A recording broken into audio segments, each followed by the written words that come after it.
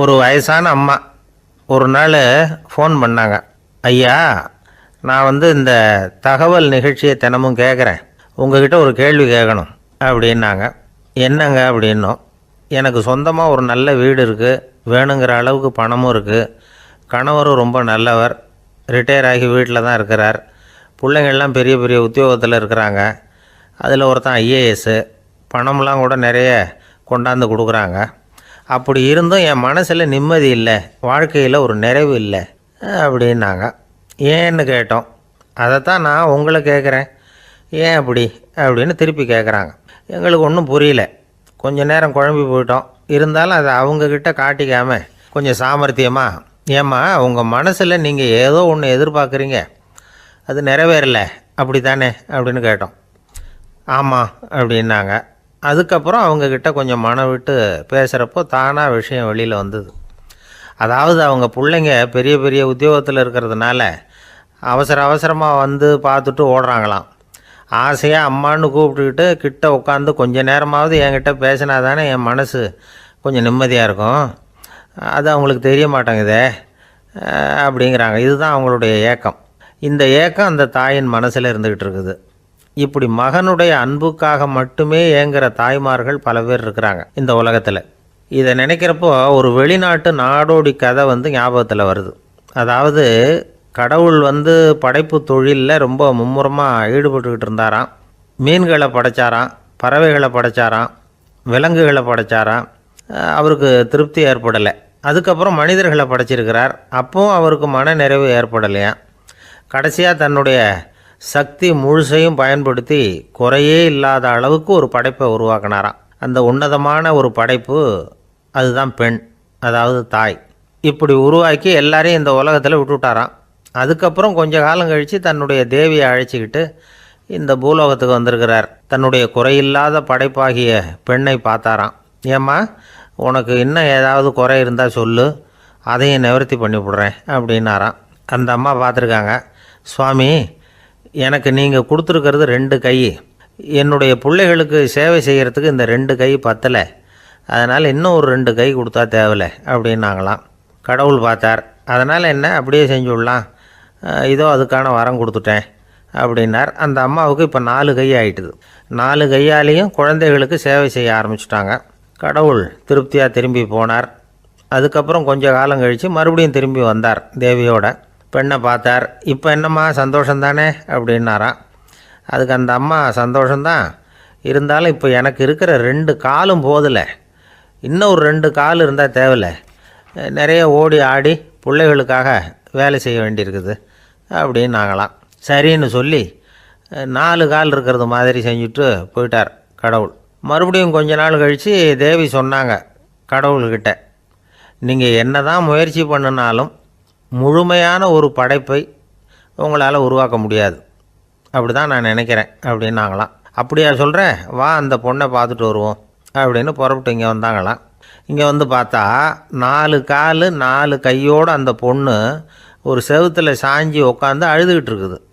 இப்போ தேவி அந்த பொண்ணை சுட்டி காட்டி கடவுள்கிட்ட கேட்டாங்களாம், ஏங்க நீங்கள் அந்த பொண்ணுக்கு கையை கொடுத்தீங்க, காலை கொடுத்தீங்க, சரி, அந்த கண்ணீரையும் எதுக்காக கொடுத்தீங்க அப்படின்னு கேட்டாங்களாம். அதுக்கு கடவுள் சொன்னாராம், கையை கொடுத்தது நான் தான், காலை கொடுத்தது நான் தான், ஆனால் அந்த கண்ணீரை கொடுத்தது நான் இல்லை, அதை கொடுத்தது அந்த அம்மாவோட பிள்ளைங்க அப்படின்னாராம்.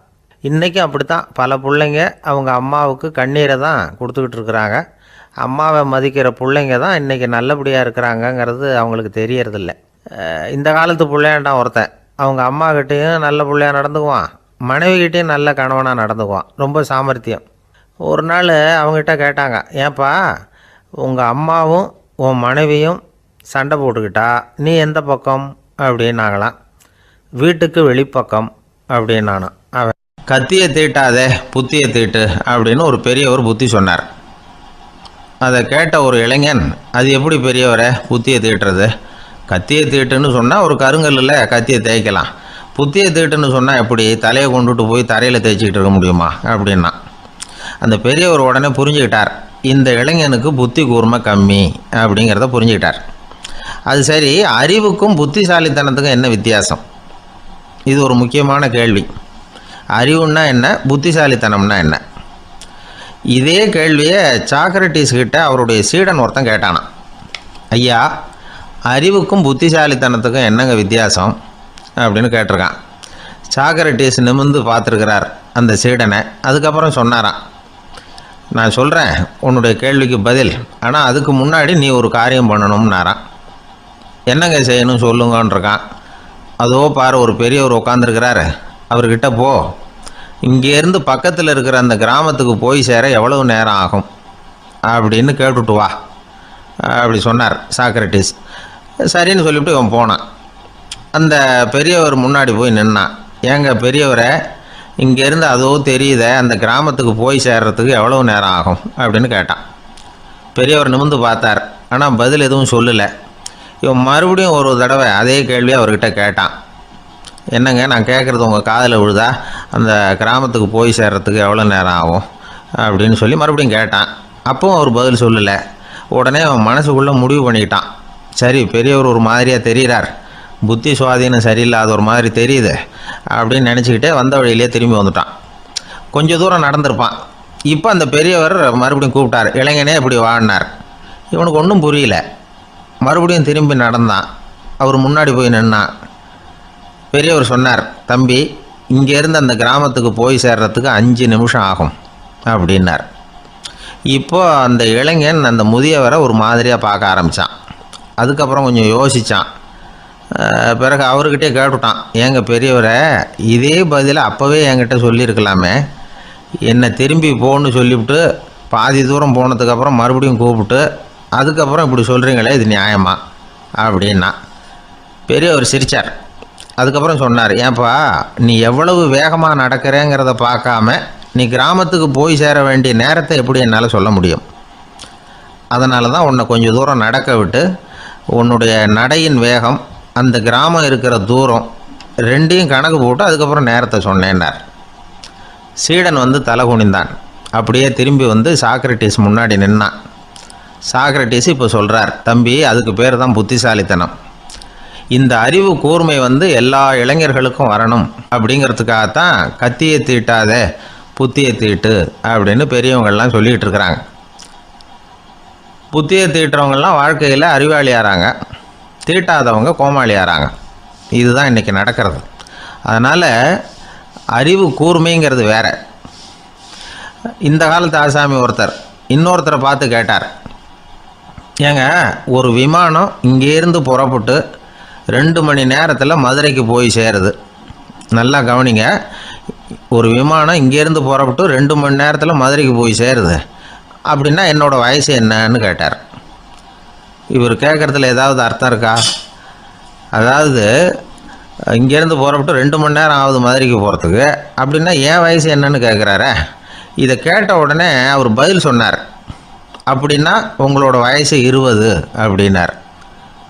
எப்படிங்க அவ்வளவு கரெக்டாக சொன்னீங்க அப்படின்னு கேட்டார். வேறு ஒன்றும் இல்லை, எங்கள் பக்கத்து வீட்டில் ஒரு முழு பைத்தியம் இருக்குது, அதோட வயசு 40, அப்படின்னா உன் வயசு 20 தான் இருக்கணும் அப்படின்னார். அரை பைத்தியம்னு முடிவு பண்ணிக்கிட்டார். அதனால் வாழ்க்கையில் அறிவு கூர்மைங்கிறது ரொம்ப அவசியம். அந்த புத்திசாலித்தனம் இருக்கிறவங்க வாழ்க்கையில் வெற்றி பெறுவது நிச்சயம். சாலை ஓரமாக அழுதுகிட்டு உட்காந்துருந்தான். பிச்சை எடுத்து சாப்பிட்ற ஒருத்தன் அந்த பக்கமாக வந்தான். இவனை பார்த்தான். ஏன் அழுதுகிட்டு உட்காந்துருக்கிற, என்னாச்சு உனக்கு அப்படின்னு கேட்டான். அதுக்கு இவன் சொன்னான், என்கிட்ட ஒன்றுமே இல்லை, நான் இந்த உலகத்தில் இருந்து என்ன பிரயோஜனம், அதனால தான் அழுதுகிட்டு இருக்கிறேன் அப்படின்னா. உன்கிட்ட மறைஞ்சிருக்கிற புதையல் என் கண்ணுக்கு நல்லா தெரியுது, அது உனக்கு புரியல, அதனால தான் அழுதுகிட்டு இருக்கிற அப்படின்னா. என்னது, புதையல் இருக்குதா, உன் கண்ணுக்கு தெரியுதா அப்படின்னு கேட்டான். ஆமாம், எனக்கு தெரியுது, அந்த புதையலை நீ விற்கிறதுக்கு தயாராக இருக்கிறியா அப்படின்னு கேட்டான் இவன். இதை கேட்டதும் அந்த இளைஞனுக்கு ரொம்ப ஆச்சரியமாக போச்சு. என்னது இப்படி கேட்குறானே அப்படின்னு. என்கிட்ட ஒரு காசு கூட இல்லையே, அப்படி இருக்கிறப்போ புதையல் எங்கேருந்து வந்தது அப்படின்னா. இந்த நேரத்தில் அந்த பிச்சைக்காரன் சிரித்தான். இப்படி தான் இந்த உலகத்தில் எல்லோரும் சொல்லிகிட்டு இருக்கிறாங்க, என்கிட்ட ஒன்றுமே இல்லைன்னு சொல்லி. ஆனால் அவங்கக்கிட்ட தான் புதையல் இருக்குது, நீ வேணும்னா என் கூட வா, நம்ம நாட்டு அரசர்கிட்ட போவோம், உங்ககிட்ட இருக்கிற புதையலை அவர் நல்ல விலைக்கு எடுத்துக்குவார் அப்படின்னா. அது எப்படி உனக்கு தெரியும்னா, இதுக்கு முன்னாடியும் இது மாதிரி பல பேரை நான் வந்து ராஜா கிட்ட அழைச்சிட்டு போயிருக்கிறேன். அதனால தான் உன்னை பார்த்தேன், உன்னையும் கூப்பிட்றேன். நீ சரின்னு சொன்னால் உன்னை அழைச்சிட்டு போகிறேன். உங்ககிட்ட இருக்கிற புதையலை அவர் நல்ல விலை கொடுத்து எடுத்துக்குவார் அப்படின்னு சொன்னான். இவன் இப்படி சொல்கிறதும் அந்த இளைஞனுக்கு ஒன்றுமே புரியல. இது என்னது இந்த ஆள் இப்படி சொல்லிக்கிட்டு இருக்கிறான், நம்மக்கிட்ட என்ன இருக்குது, அதுவும் இல்லாமல் இவனே பிச்சை எடுத்து சாப்பிட்டுக்கிட்டு இருக்கிறான், இவன் போய் நம்மளை ராஜா கிட்ட அழைச்சிட்டு போகிறதா போகிறேங்கிறானே என்ன அப்படின்னு சொல்லி அவன் யோசனை பண்ணான். என்ன யோசிக்கிற, உனக்கு பணம் வேணும்னா என்னோட வா அப்படின்னா. இளைஞன் ஒரு முடிவுக்கு வந்தான். சரி, இங்கேயே உட்காந்துக்கிட்டு இருக்கிறத விட அங்கேயாவது போய் பார்ப்போமே, இங்கே அழுதுட்டு உட்காந்துருக்கிறதுல என்ன பிரயோஜனம், ஏதோ கூப்பிட்றான் போய் பார்த்துட்டு வருவோமே அப்படின்னு சொல்லி அவன் கூட புறப்பட்டான். பிச்சைக்காரன் முன்னாடி போயிட்டே இருக்கிறான், இந்த இளைஞன் பின்னாடி நடந்து போயிட்டுருக்கான். 2 பேரும் அரண்மனையை நோக்கி போகிறாங்க. பாதி வழி போயிருப்பாங்க. வழியில் அந்த பிச்சைக்காரன் சொன்னான், இதை பாரு, முன்னாடியே சில விஷயங்களை நாம் பேசிக்க வேண்டியிருக்கு. சரியாக தெளிவாக முடிவு எடுத்துக்கிட்டு அதுக்கப்புறம் ராஜாக்கிட்ட போகணும். ஏன்னா அங்கே போய் அது முடியாது இது முடியாதுன்னு நாம் நமக்குள்ளே சண்டை போட்டுக்கிட்டு இருக்க முடியாது. ராஜாவுக்கு விலையை பற்றி கவலையே இல்லை, எவ்வளவு சொன்னாலும் நமக்கு பணம் கிடச்சிரும். ஆனால் அதுக்கப்புறம் நான் இதை விற்கிறதுக்கு தயாராக இல்லைன்னு சொல்லிடக்கூடாது. அதனால் வந்து புதையலை விற்கிறதா இல்லையாங்கிறத இங்கேயே தெளிவாக முடிவு செஞ்சுக்கணும். இல்லைன்னா ராஜா கிட்ட போய் அங்கே போய் குழப்பிக்கிட்டு இருக்க முடியாது அப்படின்னு சொன்னான். இளைஞனுக்கு ஒன்றுமே புரியல. என்ன சொல்கிற நீ, என்கிட்டயா புதையலா, எங்கே இருக்குது அப்படின்னு சொல்லி குழம்பி போனான். இப்போ அந்த பிச்சைக்காரன் சொன்னான், இதை பாரு, இப்போ உதாரணத்துக்கு உன்னுடைய கண்களை எடுத்துக்கோ, அதுக்கு நீ என்ன விலை கேட்டுற போகிற, நான் வந்து அதுக்கு ராஜா கிட்டே இருந்து ஒரு 50,000 ரூபா வாங்கி தர முடியும். உன்னுடைய இருதயத்தை கொடுக்குறியா, 20 லட்சம் ரூபா வாங்கி தரேன். மூளையை கொடுக்குறியா, 30 லட்சம் வாங்கி தரேன். என்ன சொல்கிற அப்படின்னு சொல்லி இந்த பிச்சைக்காரன் பேசிக்கிட்டே போகிறான். இளைஞனுக்கு கோபம் வந்துட்டுது. என்ன உளர்ற, உனக்கு என்ன பைத்தியமா, கண்ணையும் மூளையையும் இருதயத்தையுமா விற்பாங்க, என்ன விலை கொடுத்தாலும் அதையெல்லாம் நான் விற்கிறதுக்கு தயாராக இல்லை, நான் விற்க மாட்டேன், அதை கொடுத்துட்டு நான் என்ன பண்ணுறது, இப்படி நான் மட்டும் இல்லை யாருமே இதை விற்கிறதுக்கு தயாராக இருக்க மாட்டாங்க அப்படின்னு சொன்னான் அந்த இளைஞன். இவன் இப்படி சொன்னதும் அந்த பிச்சைக்காரன் வாய் விட்டு சிரிக்க ஆரம்பிச்சுட்டான். இப்போ பைத்தியமானது நானா நீயா, லட்சக்கணக்கான கோடிக்கணக்கான ரூபாய் பொறுமானம் உள்ள பொருள்களை உங்ககிட்டயே வச்சுக்கிட்டு விற்க முடியாதுன்னு சொல்கிற நீ தான் ஏழை, என்கிட்ட ஒன்றுமே இல்லைன்னு மரத்தடியில் உட்காந்து அழுதுகிட்டு இருக்கிறியே அப்படின்னு சொன்னான். இன்றைக்கி பார்த்திங்கன்னா பல பேர் தன்கிட்ட புதைஞ்சிருக்கிற ஆற்றலை புரிஞ்சிக்க முடியாமல் அவதிப்பட்டுக்கிட்டு இருக்கிறாங்க. நம்மக்கிட்ட என்ன இருக்குங்கிறது அவங்களுக்கு தெரியறதில்ல. அதனால தான் என்கிட்ட ஒன்றுமே இல்லைன்னு சொல்லி அழுதுகிட்டு இருக்கிறாங்க. இதை விளங்க வைக்கிறதுக்கு பெரியவங்க சொல்கிற கதை இது. நம்மக்கிட்ட இருக்கிற புதையலை நாம் தான் தோண்டி எடுக்கணும். உண்மையான புதையலுங்கிறது உள்ளே இருக்குது, ஆனால் அதை வெளியில் தேடுற ஆசாமிகள் தான் அதிகம். சராசரி மனித இயல்பு அப்படி. நம்மக்கிட்ட விலை மதிக்க முடியாத பகுத்தறிவு இருக்குது, அதை வச்சுக்கிட்டு வாழ்க்கையில் முன்னேறதுக்கு முயற்சி பண்ணணும். என்கிட்ட ஒன்றுமே இல்லைன்னு நினச்சி ஓரமாக உட்காந்துடக்கூடாது. முயற்சி செஞ்சால் முடியாத காரியம் எதுவுமே இல்லை. ஒரு ரயில்வே ஸ்டேஷன் பக்கம் வெளியில் ஒரு டாக்ஸி நின்றுட்டு இருந்தது. அந்த பக்கமாக வந்த ஒருத்தர் டாக்ஸி டிரைவரை பார்த்து சொன்னார், ஐயா, உங்கள் வண்டியில் பின் சீட்டில் ஒரு மணி பர்ஸு கிடக்கு, யாரோ மறந்து விட்டுட்டு போயிருக்கிறாங்க அப்படின்னாரு. இல்லை இல்லை, அது காலி பர்ஸு தான், நான் தான் அதை அங்கே போட்டு வச்சுருக்கிறேன்னார் டிரைவர். ஏன்னு கேட்டார் அவர். இதுக்கு டிரைவர் சொன்னார், அதை பார்க்குற யாராவது அதை எடுத்துக்கலாம்ங்கிற ஆசையிலையாவது சவாரிக்கு வருவாங்க, அதுக்காக தான் போட்டு வச்சுருக்கிறேன் அப்படின்னார். ஒரு பள்ளிக்கூடம் வகுப்பு நடந்துக்கிட்டு இருக்கு. ஆசிரியர் பாடம் நடத்திக்கிட்டு இருக்கிறார். நடத்தி முடித்த உடனே கேட்டார், மாணவர்களே, இதுவரைக்கும் நான் நடத்தின பாடத்தில் உங்களுக்கு ஏதாவது சந்தேகம் இருக்கா அப்படின்னு கேட்டார். அப்புறம் ஒவ்வொருத்தராக கேட்டார். ஒரு மாணவன் எழுந்திருச்சான். சார், எனக்கு சந்தேகம் எதுவுமே இல்லைன்னா. ஏன்னு கேட்டார்.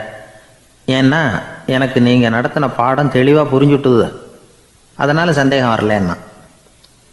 இன்னொரு மாணவன் எழுந்திருச்சான். சார், எனக்கும் சந்தேகம் எதுவும் இல்லைன்னா. ஏண்டான்னு கேட்டார். ஏன்னா எனக்கு நீங்கள் நடத்தின பாடம் எதுவுமே புரியல, அதனால் சந்தேகம் வரல அப்படின்னா. இந்த இடத்துல நாம் கொஞ்சம் சிந்திச்சு பார்க்கணும். இந்த உலகத்தில் எல்லாம் புரிஞ்ச ஒருத்தனுக்கும் சந்தேகம் வராது. எதுவுமே புரியாத ஒருத்தனுக்கும் சந்தேகம் வராது. அறகுறையாக புரிஞ்சுக்கிட்டவன் இருக்கான் பாருங்க, அவனுக்கு தான் அடிக்கடி சந்தேகம் வரும்.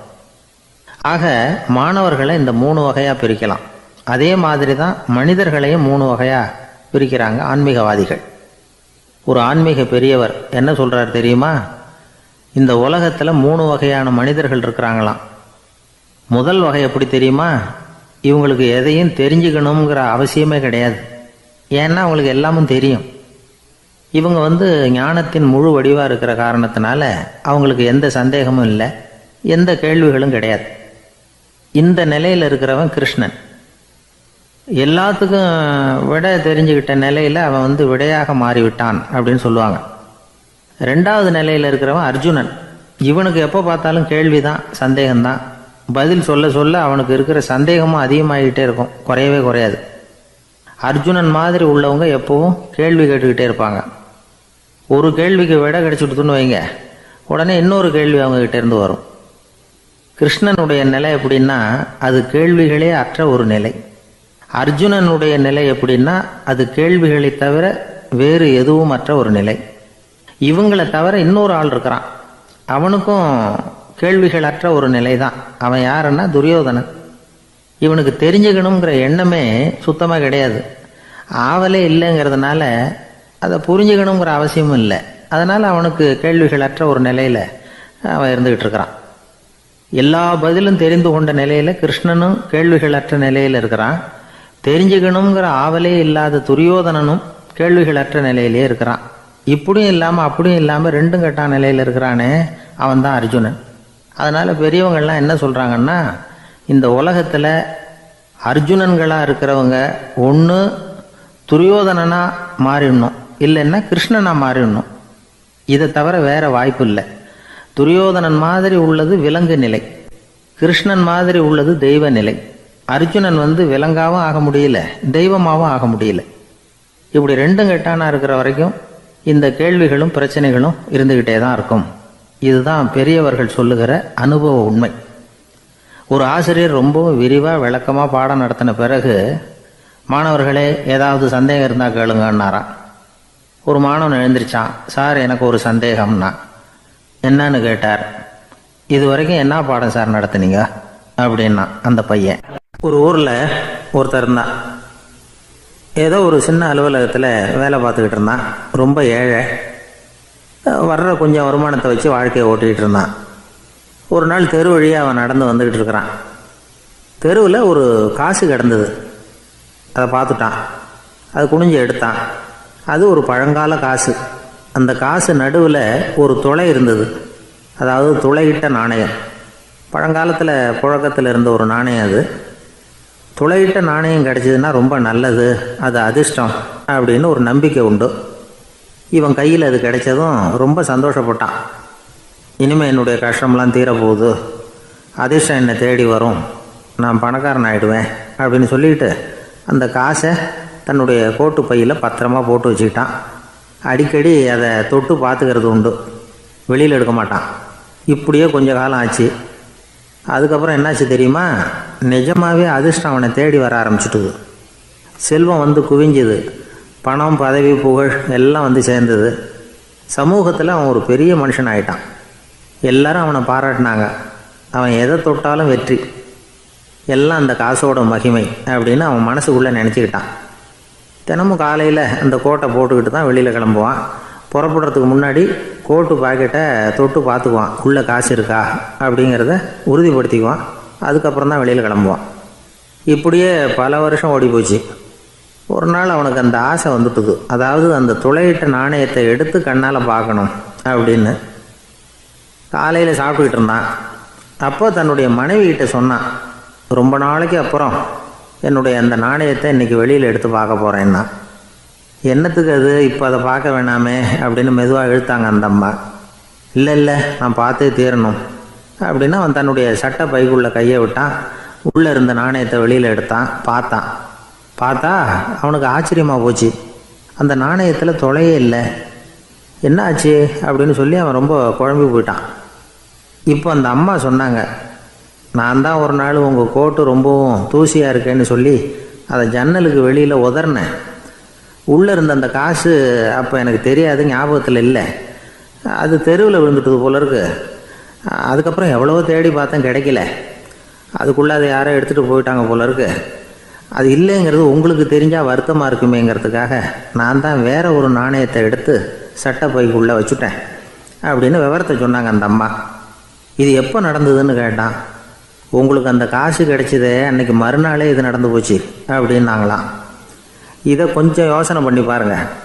அவனுக்கு அதிர்ஷ்டத்தை கொடுத்தது அந்த நாணயம் இல்லை, அவனுடைய நம்பிக்கை, அதாவது தன்னம்பிக்கை. அதுதான் வேலை செஞ்சிருக்கு. இதிலிருந்து நாம் தெரிஞ்சுக்க வேண்டியது என்னென்னா, வாழ்க்கையில் முன்னேற நினைக்கிறவங்களுக்கு தன்னம்பிக்கை ரொம்ப முக்கியம். அது இல்லைன்னா முன்னேற முடியாது. ஒருத்தன் சொன்னானா, நான் எப்போவுமே என்ன தான் சார் நம்புவேன், மற்றவங்கள நம்ப மாட்டேன். நேற்றுக்கு பாருங்கள், திடீர்னு 10 பேர் என்னை அடிக்க வந்துட்டாங்க, நான் ஒருத்தனாகவே அதை சமாளித்தேன் அப்படின்றான் ரொம்ப பெருமையாக. அது எப்படின்னு கேட்டாங்களாம். ஒரே ஓட்டமாக அங்கேருந்து ஓடி வந்துட்டேன் அப்படின்னானா. அங்கே ஒரு புதர் தெரியுது இல்லையா, இந்த புதருக்குள்ளே ஒரு சிங்கம் இருக்குது. அந்த பக்கமாக நான் போகிறப்போ வர்றப்போலாம் அது என்கிட்ட வம்பு வளர்க்குது, தகராறு செய்யுது, என் மேலே பாயுது, என்னை தாக்குது, ஏன்னு தெரியல அப்படின்னுது. இதை கேட்டதும் அந்த குரங்கு சொல்லிச்சு, இனிமேல் கவலைப்படாத, இந்த தடவை நான் உன்னை காப்பாற்றுறேன்னுது. அதுக்கப்புறம் ஒரு நாள் அந்த குரங்கும் கழுதியும் அந்த புதர் பக்கமாக போய்கிட்டு இருந்தாங்க. எதிர்பார்த்தது மாதிரியே நடந்தது. அந்த சிங்கம் எதிரில் வந்தது, கழுதியை பார்த்தது, உடனே அது மேலே பாய ஆரம்பிச்சுட்டுது. அவ்வளவுதான். உடனே இந்த குரங்கு என்ன பண்ணிச்சு தெரியுமா, கிடுகிடுன்னு ஒரு மரத்து மேலே ஏறி உட்காந்துக்கிட்டது. அங்கே உட்காந்துக்கிட்டு கீழே அந்த கழுதியும் சிங்கமும் போடுற சண்டையை வேடிக்கை பார்க்க ஆரம்பிச்சுட்டுது. கொஞ்ச நேரம் கழித்து அடிபட்ட காயத்தோடு அந்த கழுதை மெதுவாக நடந்து வந்தது. குரங்கு மெல்ல மரத்தை விட்டு கீழே இறங்குச்சு. இப்போ கழுதை கேட்டுது, என்னை காப்பாற்றுறேன்னு சொல்லிவிட்டு காலை வாரி விட்டுட்டியே, நீ பாட்டுக்கு மரத்து மேலே ஏறி உட்காந்துக்கிட்டே, அது நியாயமானது. குரங்கு பரிதாபமாக அதை பார்த்துது. நான் மரத்து மேலே இருந்து நீங்கள் 2 பேரும் சண்டை போட்டதை பார்த்துக்கிட்டு தான் இருந்தேன். உன்னோட சத்தம் தான் அதிகமாக இருந்தது, அது நீ சிரிக்கிற மாதிரி எனக்கு கேட்டுது, அதனால் நீ தான் ஜெயிச்சுக்கிட்டு இருக்க போல இருக்கு அப்படின்னு நினச்சிவிட்டேன்னுது. இன்றைக்கி பல பேர் இப்படி தான் இருக்கிறாங்களாம். யார் ஜெயிக்கிறாங்க யார் தோக்குறாங்கங்கிறத முகத்தை பார்த்து கூட கண்டுபிடிக்க முடியறதில்ல, பேசுகிற பேச்சை வச்சு கூட கண்டுபிடிக்க முடியறதில்ல. தோற்கிறவங்க கூட சிரிக்கிற மாதிரி முகத்தை வச்சுக்கிறான். இன்றைய மனிதர்கள்கிட்ட ஏகப்பட்ட முரண்பாடுகள். பொய் முகங்களோட உலவுகிறவர்கள் தான் அதிகம். உண்மை முகம் எங்கே இருக்குது அப்படிங்கிறத புரிஞ்சுக்கிட்டு நண்பர்களை தேர்ந்தெடுக்கணும் அப்படிங்கிறது ஒரு முக்கியமான கருத்து. கடவுள் இந்த உலகத்தை படைச்சு விட்டு அதுக்கப்புறமும் கொஞ்ச நாள் இங்கேயே தங்கியிருந்தாராம். அப்போ தான் அவருக்கு ஒரு உண்மை புரிஞ்சுதான், இந்த உலகத்தில் தங்கி இருக்கிறது எவ்வளவு இடைஞ்சல்னு. தினமும் மனிதர்கள் தேடி வந்து ஏதாவது புகார் சொல்லிக்கிட்டே இருந்தாங்களாம். எனக்கு அது வேணும் இது வேணும்னு கேட்டுக்கிட்டே இருந்தாங்களாம். சில பேர் வந்தாங்க, நாங்கள் வந்து விவசாயம் பண்ணுறோம், தண்ணி இல்லாமல் பயிர் காயுது, எங்களுக்கு மழை வேணும் அப்படின்னாங்க. அவங்க போனதும் அதுக்கப்புறம் சில பேர் வந்தாங்க, நாங்கள் வந்து மண்பானை செய்கிறவங்க, நிறைய பானை செஞ்சு வச்சுருக்குறோம், மழை பெஞ்சால் எல்லாம் கரைஞ்சி வீணாக போயிடும், அதனால் இன்றைக்கி மழை பெய்யக்கூடாதுன்னாங்க. கடவுள் பார்த்தார், அவருக்கு என்ன பண்ணுறதுன்னே தெரியல, ஏகப்பட்ட குழப்பம், தலையை பிச்சுக்கலாம் போல் இருந்தது, கிட்டத்தட்ட பைத்தியம் பிடிக்கிற அளவுக்கு ஆகிட்டுது. எல்லாருடைய ஆசைகளையும் அவரால் நிறைவேற்ற முடியல, ஏன்னா ஒன்றுக்கு ஒன்று முரண்பாடாக இருந்தது. ஒரு நாள் தன்னுடைய அமைச்சரவையை கூட்டி ஆலோசனை கேட்டார், என்ன செய்யலான்னு சொல்லுங்கன்னார். இது என்ன பிரமாதம், பேசாமல் இமயமலை அடிவாரத்தில் போய் உட்காந்துங்க, யாரும் தொந்தரவு பண்ண மாட்டாங்கன்னாங்க. அங்கேயும் மனிதர்கள் வர ஆரம்பிச்சுருவாங்களேன்னார் கடவுள். சரி அப்படின்னா சந்திரனில் போயிருந்துக்கலாமேன்னாங்க. அங்கேயும் மனுஷன் குடி வர போகிறான் அப்படின்னார் கடவுள். வெகு தூரத்துக்கு அப்பால் உள்ள நட்சத்திர மண்டலத்துக்கு போயிடலான்னாங்க. இதெல்லாம் நிரந்தர தீர்வாகாது, நிரந்தரமாக இந்த மனிதனுடைய தொல்லையிலேருந்து நான் விடுபடணும், அதுக்கு ஏதாவது வழி சொல்லுங்கன்னார் கடவுள். ஒரு வயசான ஆள் வந்தார், கடவுளுக்கு காதோட காதாக ஒரு வழியை சொன்னார். கடவுளுக்கு முகம் மலர்ந்தது, அதுதான் சரி, அப்படியே செஞ்சுடலான்னார். அந்த ஆள் சொன்ன ரகசியம் என்ன தெரியுமா, மனிதனால் அடைய முடியாத ஒரு இடம் இருக்குது, அது வேறு எங்கேயும் இல்லை, அவனுக்கு உள்ளே இருக்குது, அங்கே போய் மறைஞ்சிங்க, அதுக்கப்புறம் மனிதர்களால் உங்களுக்கு தொந்தரவு இருக்காதுன்னார். மனிதன் நினைக்காத இடம் அதுதான். அதாவது உள்ளுக்குள்ளே இருக்கிற உண்மையை புரிஞ்சிக்காமல் வெளியில் எங்கேயோ அது இருக்கிறதாக நினச்சி வரட்டிக்கிட்டு அலையிறான் மனுஷன். உள்ளே இருக்கிற உண்மை புரிஞ்சால் நாம் தன்னம்பிக்கையோடு தலை நிமிர்ந்து வாழலாம். வேடிக்கையாக ஒரு கதை சொல்லுவாங்க, இதை பாருங்கள், நம்ம பையன் எங்கே பணம் வச்சாலும் எடுத்து விட்றான், என்ன பண்ணுறதுன்னாங்க அம்மா. அப்பா கொஞ்சம் நேரம் யோசனை பண்ணார், அதுக்கப்புறம் சொன்னார், அவன் கண்ணில் படாத இடமா நம்ம வீட்டில் இருக்கிறது ஒரே இடம்தான், அங்கே பணத்தை வை திருட்டு போகாதுன்னார். அது எந்த இடம்னு கேட்டாங்க. அதுதான் அவன் பாட புஸ்தகம், அதில் வச்சிரு, அவன் தொடவே மாட்டான், பாட புத்தகத்தை தொடாமல் பரீட்சையில் வெற்றி பெற முடியாது அப்படிங்கிறத புரிஞ்சுக்கணும். உள்ளே இருக்கிற உண்மையை தொடாமல் வாழ்க்கையில் வெற்றி பெற முடியாது.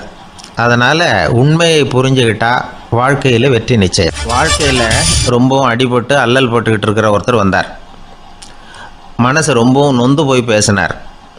இந்த உலகத்தில் மனுஷனாக பிறந்ததை விட மாடாக பிறந்திருக்கலாம் சார் அப்படின்னார். திடீர்னு வந்து என்கிட்ட இப்படி சொன்னால் அதுக்கு நான் என்னங்க பண்ண முடியும் அப்படின்னேன். உங்ககிட்ட வரணும்னு தோணுச்சு, அதனால் வந்தேன் அப்படின்னார். சரிங்க, இப்படி ஒரு யோசனை வந்ததுக்கு என்ன காரணம் அப்படின்னு சொல்லி அவர்கிட்ட கேட்டேன். அதுக்கு அவர் சொன்னார், என் பையனுக்கு வேலை தேடுறேன் கிடைக்கல, பொண்ணுக்கு மாப்பிள்ளை தேடுறேன் கிடைக்கல, வீடு கட்டுறதுக்கு கடன் கேட்குறேன் கிடைக்கல, மாடாக பிறந்திருந்தா இது மாதிரி கவலையெல்லாம் கிடையாதுல்ல, பேசாமல் வைக்கோலை தின்னுக்கிட்டு அசை போட்டுக்கிட்டே கடந்து விடலாமே அப்படின்னார் அலட்சியமாக. அதுக்கப்புறம் தான் அவர் சொன்ன கருத்தை நானும் கொஞ்சம் அசை போட ஆரம்பித்தேன் மனசுக்குள்ளே. இப்போது இயற்கையை பொறுத்த வரைக்கும் அது நாம் எல்லாரும் மகிழ்ச்சியாக வாழணும் அப்படின்னு தான் விரும்புது. விலங்குகள், பறவைகள், தாவரங்கள், அப்புறம் மற்ற உயிரினங்கள் எல்லாமும் நல்லபடியாக இருக்கணும் அப்படிங்கிறது தான் இயற்கையோட விருப்பம். அதில் ஒன்றும் சந்தேகம் இல்லை. இயற்கையோட அமைப்பை கொஞ்சம் கவனித்து பார்த்தா அதை நாம் நல்லா புரிஞ்சுக்கலாம். இருந்தாலும் இந்த ஆள் சொன்னதை கேட்ட பிறகு தான் ஒரு முக்கியமான வேறுபாடு புரிஞ்சுது. அதாவது இந்த உலகத்தில் உள்ள முக்கியமான பிரச்சனைகள் 6. அந்த 6 பிரச்சனைகளும் ஆடு மாடுகளுக்கு கிடையாது, மரம் செடி கொடிகளுக்கு கிடையாது. ஆனால் மனுஷன் அந்த 6 பிரச்சனைகளையும் சந்திக்க வேண்டியிருக்கு. சரி, அந்த 6 பிரச்சனைகள் என்னென்ன தெரியுமா? முதல்ல இந்த ஆடு மாடுலாம் நமக்குன்னு சொந்தமாக ஒரு வீடு இல்லையே அப்படின்னு கவலைப்பட்டுக்கிட்டு இருக்கிறதில்ல. ஆனால் மனிதனுக்கு வீடு தேவைப்படுது. இது ஒரு வித்தியாசம். இப்போ 2வது பிரச்சனை என்னென்னா ஆடை பிரச்சனை. ஒரு கோழியோ சேவலோ நாம் போட்டுக்கிறதுக்கு ஒரு சட்டை இல்லையே அப்படின்னு கவலைப்படுறதில்ல. ஆனால் மனுஷனுக்கு அந்த கவலை உண்டு. சரி, இப்போ 3வது என்னன்னு பார்த்தா கல்வி பிரச்சனை. ஒரு பசுமாடு கவலையோடு நின்றுக்கிட்டு இருக்கு அப்படின்னு வச்சுக்குவோம். நீங்கள் அதுக்கிட்ட போய் ஏன் பசுமாடை கவலையோடு நின்றுக்கிட்டு இருக்கிற அப்படின்னு கேட்குறீங்க. என் கண்ணுக்குட்டிக்கு எல்கேஜியில் இடம் கிடைக்கல, டொனேஷன் கொடுக்கறதுக்கு கையில் பணமும் கிடையாது, சிபாரிசுக்கு யாரை பிடிக்கிறதுன்னு தெரியல, இப்படியா சொல்லிகிட்டு இருக்கோம். அதுக்கு அந்த கவலையெல்லாம் கிடையாது. ஆனால் மனிதனுக்கு அந்த கவலை உண்டு. 4வது என்னன்னு பார்த்தீங்கன்னா வேலைவாய்ப்பு பிரச்சனை. வேலை கிடைக்கலையே அப்படின்னு வேப்ப மரம் கவலைப்படுறதில்ல, ஆனால் மனுஷன் கவலைப்படுறான். 5வது என்னன்னு பார்த்தா கல்யாண பிரச்சனை. எருமை மாடு பசுமாடு எல்லாம் பொண்ணுக்கு மாப்பிள்ளை தேடிட்டாலே இது பேப்பரில் மணமகன் தேவை அப்படின்னு விளம்பரமாக கொடுக்குது, அதெல்லாம் கிடையாது. 6வது என்னன்னு பார்த்தீங்கன்னா பணம் சம்பந்தமான பிரச்சனை. ஆடு மாடுலாம் பணத்தை சேமிக்கணும்னோ ஏதாவது நிதி நிறுவனத்தில் முதலீடு பண்ணணும்னோ நினச்சிக்கிட்டு இருக்கிறதில்ல. பணத்தை எப்படி காப்பாற்றுறது அப்படிங்கிற கவலையும் அதுகளுக்கு கிடையாது. குதிரை வந்து குளம்போடு பிறக்குது, அதனால் அது காடு மேடெல்லாம் கவலை இல்லாமல் தெரியலாம். ஆடு வந்து உடம்பில் ரோமத்தோடு பிறக்குது, அதனால் அது குளிரை பற்றி கவலைப்பட வேண்டிய அவசியம் இல்லை. ஆனால் மனுஷனை பார்த்திங்கன்னா அவன் தான் ஒன்றும் இல்லாமல் பிறக்கிறான். ஏன் இந்த பாகுபாடு அப்படின்னு கேட்டால் இதை பற்றி கொஞ்சம் சிந்திச்சு பார்க்கணும். அதாவது இந்த சந்தேகத்தை ஒரு பெரியவர்கிட்டையும் கேட்டேன். அவர் சொன்னார் இதுக்கு பதில். அவர் இதே கேள்வியை இயற்கை கிட்ட கேட்டாராம்.